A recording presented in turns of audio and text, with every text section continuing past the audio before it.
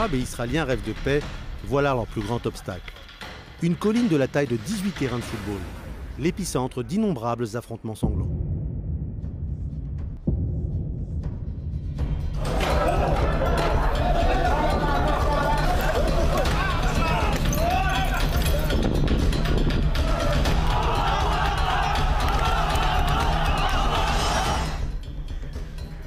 Le mont du Temple à Jérusalem, Har-Habayit pour les Juifs, ou Haram al-Sharif, l'esplanade des mosquées pour les musulmans. C'est là qu'aurait eu lieu le sacrifice d'Isaac, mais aussi d'ici serait monté le prophète Mahomet vers le ciel.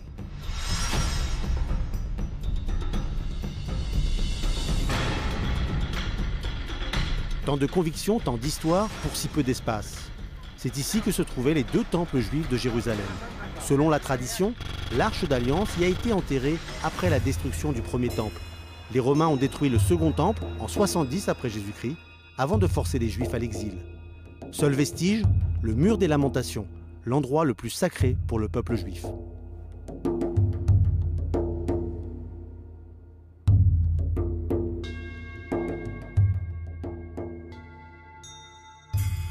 Plusieurs siècles plus tard, le calife Omar a construit à cet endroit la mosquée Al-Aqsa. En 691, le sanctuaire du Dôme du Rocher, recouvert aujourd'hui d'or, a été érigé ici même, là où se trouvait le Santo Santorum, le Saint des Saints, où étaient conservées les tables de la loi. Une colline qui est secouée jour après jour par le choc de visions inconciliables. Une colline où s'affrontent les extrêmes. Le moufti de Jérusalem, Muhammad Husseini, est la plus haute autorité islamique locale. Une attaque contre la mosquée Al-Aqsa déclencherait une explosion de colère, pas seulement à l'échelle du Moyen-Orient, mais dans le monde entier. Pensez-vous vraiment qu'il s'agisse de l'endroit le plus explosif au monde? Non, je n'ai jamais pensé une chose pareille. Je me sens plus en sécurité ici que dans mon propre salon. Maintenant, il y a un dôme. Ce dôme n'est pas une mosquée. Il y a une mosquée et il y a un sanctuaire. Mais vous savez, l'islam a profité de l'exil juif pour s'approprier l'endroit. Ils ont entamé une campagne de destruction des preuves en essayant de convaincre le monde qu'il n'y a jamais eu de temple ici. En mai 1967, la Syrie, la Jordanie, mais surtout l'Égypte menacent Israël et jure de jeter les Juifs à la mer. La Voix du Caire, une radio égyptienne, tente d'intimider le public israélien en émettant des annonces en hébreu.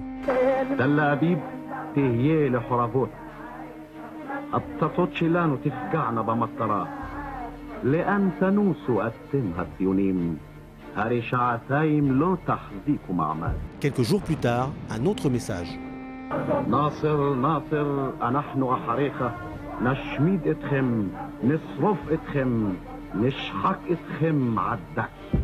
Ce que personne ne s'imaginait, pas même les Israéliens, c'est qu'Israël gagnerait la guerre en 6 jours et que les parachutistes franchiraient la porte des Lions à Jérusalem-Est, qui appartenait alors au royaume de Jordanie.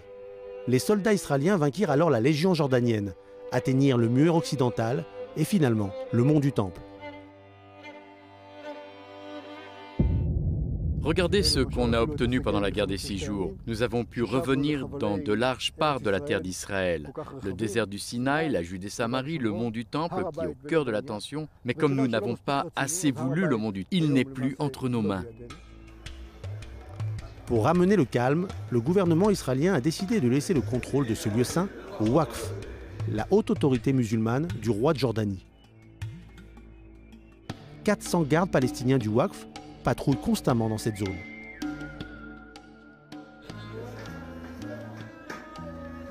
Les autorités israéliennes contrôlent l'entrée par la porte de Mougrabi. Les gens circulent en dehors de toute coordination avec nous et parmi eux des groupes extrémistes juifs. Nous répétons que nous ne sommes pas opposés aux visites de non-musulmans, mais il faut que cela soit coordonné avec nous. Tout le monde sait que certains de ces radicaux veulent détruire le dôme du rocher et le remplacer par le temple. Des groupes de juifs visitent cet endroit chaque jour, escortés par la police israélienne et surveillés par des agents de l'autorité religieuse musulmane.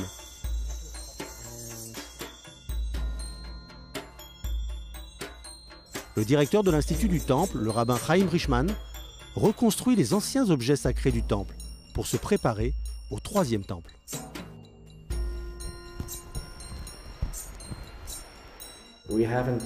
Nous n'avons connu aucune avancée pendant toutes ces années, mais nous devrons certainement envisager une informatisation, installer des ascenseurs, un parking souterrain, toutes ces choses auxquelles nous nous sommes habitués à notre époque. Et les musulmans le voient comme une provocation? Vous savez, pour les musulmans, le fait que le peuple juif soit vivant est également une provocation. C'est le lieu le plus sacré, le seul lieu sacré du peuple juif. Je ne vois rien de provoquant au fait de remuer mes lèvres et dire « Dieu guéris-moi » ou « Apporte la paix dans le monde ». Et c'est de ça qu'il s'agit. Selon les autorités islamiques, le temple juif n'a jamais été construit à Jérusalem. Le leader historique palestinien Yasser Arafat a déclaré au cours des négociations de Camp David en 2000 que le temple juif était établi à Naplouse et qu'il n'admettrait jamais que le temple était situé à Jérusalem.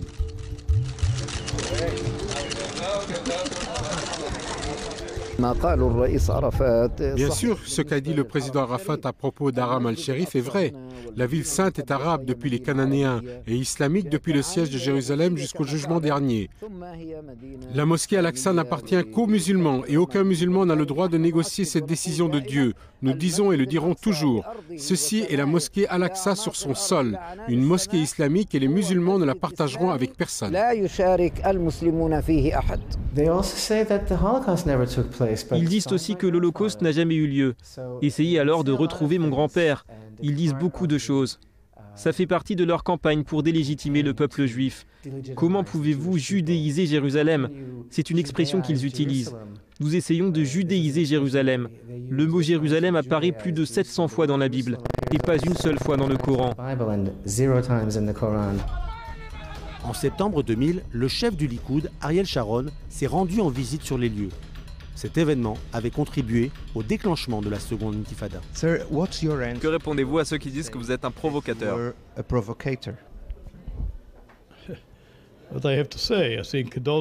Qu'est-ce que je dois dire? Je pense que ceux qui disent ça veulent induire en erreur. Il faut savoir une chose, il s'agit du lieu le plus sacré du judaïsme. Nous employons le terme Harabait, le mont du Temple, depuis, je dirais, environ 2300 ans. C'est en référence aux vestiges du lieu le plus sacré que nous ayons. Ce n'est que récemment que le terme Haram al-Sharif a commencé à être utilisé. Qu'est-ce que ça veut dire? Je suis sincèrement désolé de tout ce qui s'est passé pour toutes les victimes, de notre côté et du côté arabe. Tout le monde est une victime. Chaque victime est une tragédie. Mais le seul responsable, c'est Yasser Arafat. Yehuda Etzion a 62 ans. Dans les années 80, il a fondé un groupe terroriste de 27 membres. Il est responsable d'attentats à la voiture piégée contre des leaders palestiniens dont 2 ont été grièvement blessés. Mais son plan principal était de faire sauter le dôme du rocher. Le Shabak, service secret israélien, a réussi à démanteler ce groupe à temps. Et Etzion a fait 5 ans de prison. Vous comptiez faire sauter le dôme du rocher? Nous pensions, mes amis et moi, à l'époque, il y a plus de 20 ans, comme vous dites, nous étions jeunes. Nous pensions qu'un petit groupe pouvait faire changer les choses. Depuis, j'ai compris qu'il n'y a pas de raccourci. C'est-à-dire que les moyens employés ne peuvent pas inclure d'explosifs, ni un petit groupe qui prend la responsabilité de réaliser une chose aussi grande. À sa libération, Etzion a changé de tactique. Il a décidé de préparer les plans du 3e temple avec l'aide d'architectes. 22 ont refusé l'offre. Le 23e architecte, Yoram Ginsburg, a accepté de relever le défi.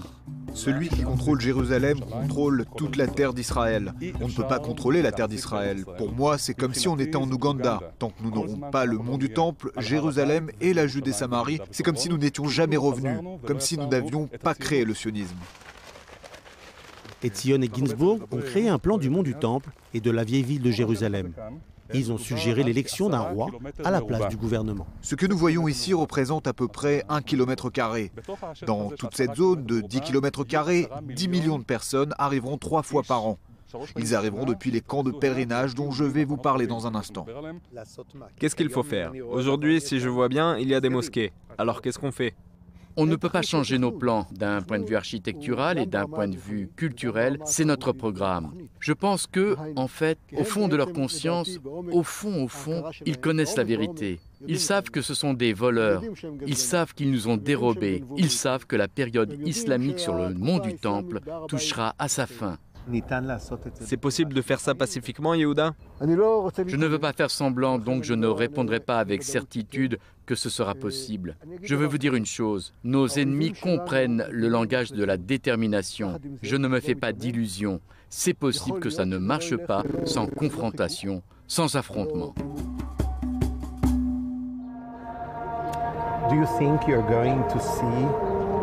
Vous pensez que vous pourrez voir le temple construit de votre vivant?